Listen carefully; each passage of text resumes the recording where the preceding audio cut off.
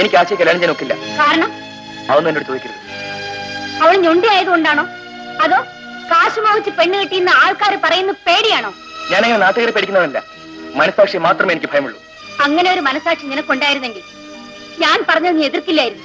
പ്രസാദേ, മുതലാളി നമുക്ക് ചെയ്യുന്ന ഉപകാരങ്ങൾക്കല്ല എങ്ങനെ നന്ദി കാണിക്കണമെന്ന് നീ കൂടെ കൂടെ ചോദിക്കാറില്ലേ? ഇപ്പൊ അതിനൊരു അവസരം വന്നിരിക്കും. അതൊക്കെ ആലോചിച്ചിരുന്നെങ്കിൽ ഇവനിങ്ങനെ പറയുമോ? എന്നെ മനസ്സിലാക്കാതെ എങ്കിലും സംസാരിക്കില്ല അമ്മേ. ഞാൻ അത്രയ്ക്ക് നന്ദി കിട്ടണമെന്നല്ല. ആശയ്ക്ക് ഒരു കാലമല്ല 2 കാലമില്ലെങ്കിലും അവളെ കല്യാണം കഴിക്കാൻ മനസ്സുള്ളവനാണ് ഞാൻ. പക്ഷേ ഞാൻ ഒരുത്തിക്ക് വാക്ക് കൊടുത്തു പോയല്ലോ. പിന്നെ ഇപ്പോ എങ്ങനെ ആശയെ സ്വീകരിക്കും? നീ നേരത്തെ ഒരു പെണ്ണിനെ സ്നേഹിച്ചു പോയി. അവളെ വിവാഹം കഴിക്കാമെന്ന് ഞാൻ ഉറപ്പും കൊടുത്തു. എന്നിട്ട് നീ ഇതെന്തുകൊണ്ട് എന്നോട് പറഞ്ഞില്ല?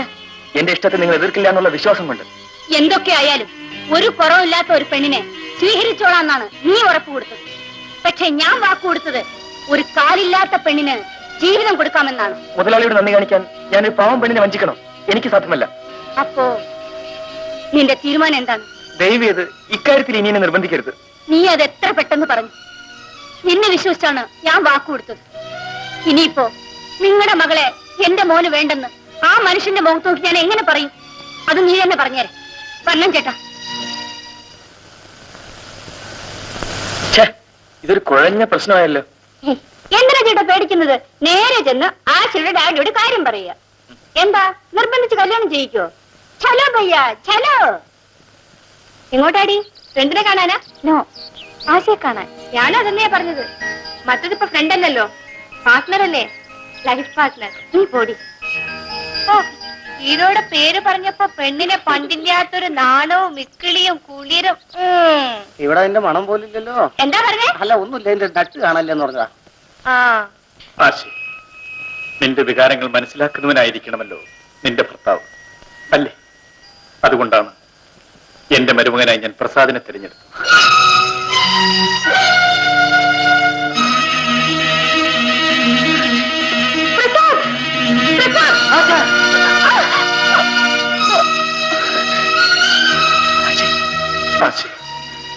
എന്റെ കണ്ണടഞ്ഞാൽ ഇവൾക്ക് ആരുണ്ടെന്ന് ഞാൻ ഭയന്നിരുന്നു. എന്നെക്കാളുകൾ അവളെ സംരക്ഷിക്കാൻ എന്റെ പ്രസാദുണ്ടെന്ന് ഇപ്പോഴെനിക്ക് ബോധ്യമായി. ഇത്രയേറെ ബന്ധുക്കൾ ഉണ്ടായിട്ടും എന്റെ വീഴ്ചയിൽ എന്നെ സഹായിക്കാൻ ആരും ഉണ്ടായിരുന്നില്ല. യു ആർ ദി ഓൺലി മാൻ.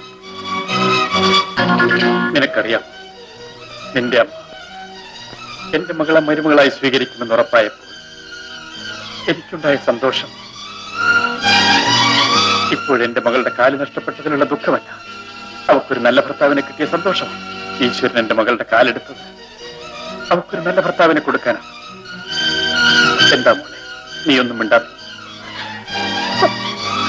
ഇതുവരെ ഞാൻ നിങ്ങളെ സാധാരണ മനുഷ്യനായിട്ടാണ് കണ്ടത്. ഇനി നിങ്ങൾ എനിക്ക് ദൈവമാണ്.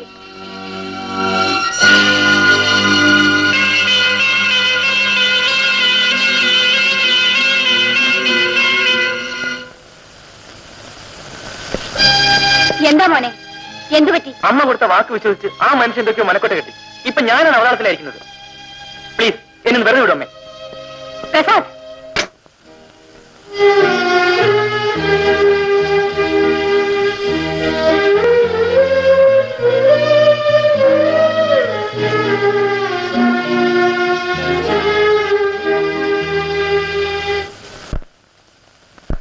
ഞാൻ കല്യാണം ചെയ്യാൻ പോകുന്നടാ. നിന്നെ പോലെ ഒരു മൃഗത്തെയല്ല, ഒരു മനുഷ്യന്. അണ്ടർസ്റ്റാൻഡ്? നീ ഇങ്ങനെ വന്ന് തലയും കുമ്പിട്ട് കവാത്ത് നടത്തിക്കൊണ്ട് പോയാൽ എന്താ അതിന്റെ അർത്ഥം? എന്താ ഇതിന്റെ തീരുമാനം? ഞാൻ മുതലാളിയുടെ എന്താ പറയേണ്ടത്? ഗീത അല്ലാതെ മറ്റൊരു പെണ്ണിനെ വിവാഹം ചെയ്യാൻ എനിക്കാവില്ല. നീ നല്ലോണം ആലോചിച്ചിട്ടാണോ ഈ പറയുന്നത്? ഇതിൽ ആലോചിക്കാൻ ഒന്നുമില്ല. ഇവൻ നന്നാവുന്ന ലക്ഷണമൊന്നും കാണുന്നില്ലല്ലോ. എന്താ ചേട്ടാ, അവൻ എന്തു പറഞ്ഞു? അവൻ എന്തു പറയാന്? അവനെ നമ്മുടെ വഴിക്ക് കൊണ്ടുവരാമെന്നുള്ള വിശ്വാസം എനിക്കില്ല. ഇങ്ങനെ പറഞ്ഞാൽ എങ്ങനെ ചേട്ടാ? ഞാൻ അദ്ദേഹത്തോട് എന്തു പറയും? നീ വാക്ക് കൊടുത്ത പോലെ കാര്യം നടക്കണം, അത്രയല്ലേ വേണ്ടൂ. അതെങ്ങനെ നടക്കും ചേട്ടാ? അവൻ പിടിച്ച പിടിയിലല്ലേ. പൂജാരിയുടെ കാല് പിടിക്കുന്നതിൽ ഭേദം വിഗ്രഹത്തിന്റെ കാല് വെക്കുകയാണെന്ന് പണ്ടുള്ളവർ പറഞ്ഞു കേട്ടിട്ടുണ്ട്. അതാണ് ഇവിടെ കരണീയമായിട്ടുള്ളത്. എന്ന് വെച്ചാ നിന്നെയും ഗീരയും തമ്മിൽ കൂട്ടിമുട്ടിക്കുന്ന കാര്യം ഞാനേറ്റു. അവളെ കൊണ്ട് സമ്മതിപ്പിക്കുന്ന കാര്യം നീ ഏൽക്കണം. എന്നെ അന്വേഷിച്ചതായി അറിഞ്ഞു. മോളെ, മനസ്സുകൊണ്ട് പോലും ഇതുവരെ ഞാൻ ആരെയും വേദനിപ്പിച്ചിട്ടില്ല. പക്ഷേ ഇപ്പൊ അറിഞ്ഞുകൊണ്ട് തന്നെ നിന്നെ വേദനിപ്പിക്കേണ്ടി വന്നതിൽ എനിക്ക് വിഷമമുണ്ട്. എന്റെ കുടുംബം ആയുഷ്കാലം മുഴുവനും കടപ്പെട്ടിരിക്കുന്ന ഒരു നല്ല മനുഷ്യനുണ്ട്. ആ മനുഷ്യന്റെ മകളുടെ ഭാവി ഇന്ന് അപകടത്തിലാണ്. അദ്ദേഹത്തിന്റെ സന്തോഷത്തിന് വേണ്ടി ആ മകളെ എന്റെ മരുമകളാക്കാമെന്ന് ഞാൻ വാക്കുകൊടുത്തു. നീയും പ്രസാദും തമ്മിൽ സ്നേഹമാണെന്ന് നേരത്തെ അറിഞ്ഞിരുന്നെങ്കിൽ ഞാൻ അദ്ദേഹത്തിന് വാക്കുകൊടുക്കില്ലേ. ഇപ്പൊ നിന്നെ സ്നേഹിക്കുന്നത് കൊണ്ട് പ്രസാദിന് അവളെ ഇഷ്ടമില്ലെന്ന് വരുമോ? അതോ കാലില്ലാത്തത് കൊണ്ട് അവനവളെ ഇഷ്ടമില്ലെന്ന് വരുമോ? അവന്റെ മനസ്സിൽ നിന്ന് നിന്നെ പറിച്ചെറിയാൻ മറ്റൊരു വഴിയും ഇല്ലാത്തത് കൊണ്ടാണ് ഞാൻ നിന്നെ അന്വേഷിച്ചു വന്നത്. ഗീതേ, ദൈവം നിനക്ക് ഒരു കുറവും വരുത്തിയിട്ടില്ല. നിന്റെ നല്ല മനസ്സിന് പ്രസാദ് അല്ലെങ്കിലും നിനക്ക് നല്ലൊരു ഭർത്താവിനെ കിട്ടും. അമ്മേ, മനസ്സൊരുത്തിന് കൊടുത്തിട്ട് മറ്റൊരുത്തന്റെ ഭാര്യയാകാൻ പറയുന്ന നിങ്ങളും ഒരു സ്ത്രീയാണോ എന്നായിരിക്കും നീ ആലോചിക്കുന്നത്. മോളെ, ശരീരം കളങ്കപ്പെടുത്തി മറ്റൊരുത്തന്റെ ഭാര്യയാവുന്നതാണ് പാപം. നീ അത് ചെയ്യില്ലെന്ന് എനിക്കറിയാം. എന്നെ അത്രയ്ക്ക് വിശ്വാസമാണോ? കാരണം നീ സ്നേഹിക്കുന്നത് എന്റെ മകനെയാണ്. അതിന് ഞാനെന്ത് ചെയ്യും അമ്മേ? അവൻ നിന്നെ മറക്കാതെ വേറെ ഒരു മാർഗവുമില്ല മോളെ. എങ്കിൽ ഒരു ഞൊണ്ടിപ്പെണ്ണിന് ജീവിതം കൊടുത്ത പുണ്യം നിനക്ക് കിട്ടും. എന്റെ വാക്ക് പാലിക്കാൻ കഴിഞ്ഞാൽ ഞാൻ എന്നും നിന്നോട് കടപ്പെട്ടവളായിരിക്കും.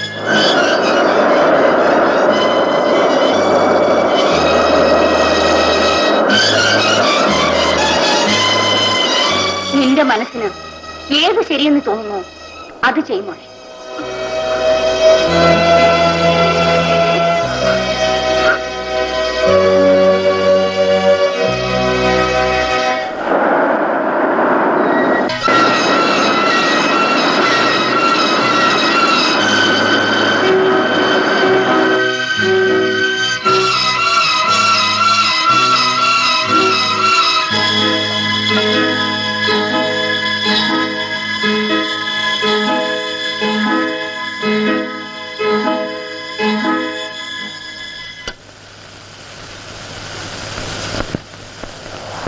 എന്താ ഉടനെ കാണണമെന്ന് പറഞ്ഞത്? വനിത ഫോൺ ചെയ്തിരുന്നു. അതെ, 2 ദിവസമായി നിങ്ങളെ കാണാൻ ശ്രമിക്കുന്നു, കഴിഞ്ഞില്ല. ഞാനൊരു ചെറിയ പ്രശ്നവുമായി അലയുകയായിരുന്നു. എന്താ കാര്യം? അമ്മയെ ആരോ എന്തോ പറഞ്ഞ് ധരിപ്പിച്ചിരിക്കുന്നു. ഇന്നലെ മുതൽ വലിയ ദുഃഖത്തിലാ. എന്താ കാര്യം? നിങ്ങൾ ആശയെ വിവാഹം ചെയ്യാൻ പോകുന്നെന്ന്. നിന്റെ അമ്മ അറിഞ്ഞത് ശരിയാണ്. അപ്പോ നിങ്ങൾ? ഗീതേ, നീ ഇങ്ങനെ മണ്ടത്തരം പറഞ്ഞാലോ? അമ്മ ആഗ്രഹിച്ചുണ്ടായോ? ഞാൻ സമ്മതിക്കണ്ടേ? നീ എനിക്ക് ഇത്തിരി സാവകാശം തരൂ. ഞാൻ എല്ലാം എന്റെ അമ്മയെ പറഞ്ഞ് ബോധ്യപ്പെടുത്താം. പ്ലീസ്. നിങ്ങളുടെ ധർമ്മസങ്കടം എനിക്ക് മനസ്സിലാവുന്നു. പക്ഷെ ഞാനിതെന്റെ അമ്മ എങ്ങനെ ബോധ്യപ്പെടുത്തുമെന്ന് എനിക്കറിയില്ല. അതിന് ഞാനെന്ത് ചെയ്യണം? പറയൂ. ഒരു നല്ല മുഹൂർത്തം നോക്കി ഏതെങ്കിലും അമ്പലത്തിൽ കൂട്ടിപ്പോയി എനിക്കൊരു താലി കെട്ടിയാൽ മതി. ഗീതേ, നിങ്ങളിൽ എനിക്ക് വിശ്വാസമില്ലാഞ്ഞിട്ടല്ല, എന്റെ അമ്മയുടെ മനസ്സമാധാനത്തിന് വേണ്ടി പറയുന്നതാണ്. എന്റെ സാഹചര്യങ്ങൾ മനസ്സിലാക്കിയിട്ടും നീ ഇങ്ങനെയൊക്കെ സംസാരിക്കുന്നല്ലോ. ഇതിനെന്ത് മറുപടി തരണമെന്ന് എനിക്കറിയില്ല. വേണമെങ്കിൽ ഞാൻ ആ താലി കുറെ നാളത്തേക്ക് മറച്ചു വെച്ചോളാം. എന്ന് പറഞ്ഞാൽ നിന്നെ ഞാൻ രഹസ്യ വിവാഹം കഴിക്കണമെന്നോ? അതല്ലാതെ വേറെ ഒരു വഴിയുമില്ല. ഗീതേ, നാട്ടുകാരുടെ മുമ്പിൽ ഞാൻ ഇതുവരെ തലവെച്ചിട്ടില്ല. ഇനി എന്തൊക്കെ സംഭവിച്ചാൽ ഞാൻ തലവനിക്കാൻ പോകുന്നുമില്ല. അപ്പോ എന്നെ വിവാഹം കഴിക്കാൻ ഇപ്പൊ നിങ്ങൾക്ക് സാധ്യമല്ലല്ലേ? അതെ, എനിക്ക് അല്പം സാവകാശം തരൂ. എന്തിനാ കിടന്ന് ഉരുളുന്നത്? എനിക്ക് നിന്നെ കല്യാണം കഴിക്കാൻ സാധ്യമല്ലെന്ന് തുറന്നു പറഞ്ഞുകൂടെ? ഗീതേ, മഹാലക്ഷ്മി വാതിലിൽ വന്ന് മുട്ടി വിളിക്കുമ്പോൾ മൂസേട്ട് എന്തിനു ഗവനിക്കണം? നീ എന്തിനെന്നെ കൊല്ലാതെ കൊല്ലുന്നു? ആശയല്ലാതെ വേറെ ഏതൊരു പെണ്ണെ കല്യാണം കഴിക്കാൻ എന്റെ അമ്മ പറഞ്ഞാലും പറ്റില്ല, ഞാൻ മുഖത്തരിച്ച് പറഞ്ഞേനെ. പക്ഷേ ഇതങ്ങനെയല്ല. ആശ എന്റെ മുതലാളിയുടെ മകളാണ്. മാത്രമല്ല ഒരു കാല് നഷ്ടപ്പെട്ടവളും. കാലില്ലെങ്കിൽ എന്താ, കാശുണ്ടല്ലോ. ശവത്തിൽ കുത്താതെ. ഇപ്പോ നിങ്ങളാണ് ശവത്തിൽ കുത്തുന്നത്. ഗീതേ, അർഹിക്കാത്തത് ആഗ്രഹിച്ചു പോയതാണ് ഞാൻ ചെയ്ത തെറ്റ്. അപ്പോൾ ഞാനൊരു ദ്രോഹിയും ചതീനമാണെന്ന് തീരുമാനിച്ചു കഴിഞ്ഞു അല്ലേ? നിന്നെ സ്നേഹിക്കുന്നതായി ഞാൻ അഭിനയിക്കായിരുന്നു അല്ലേ? നിന്നെ വിവാഹം ചെയ്യാന്ന് പറഞ്ഞ് ഞാൻ വഞ്ചിക്കായിരുന്നു അല്ലേ? So, I have cheated you. Yes, I have cheated you. Go and marry anybody you want.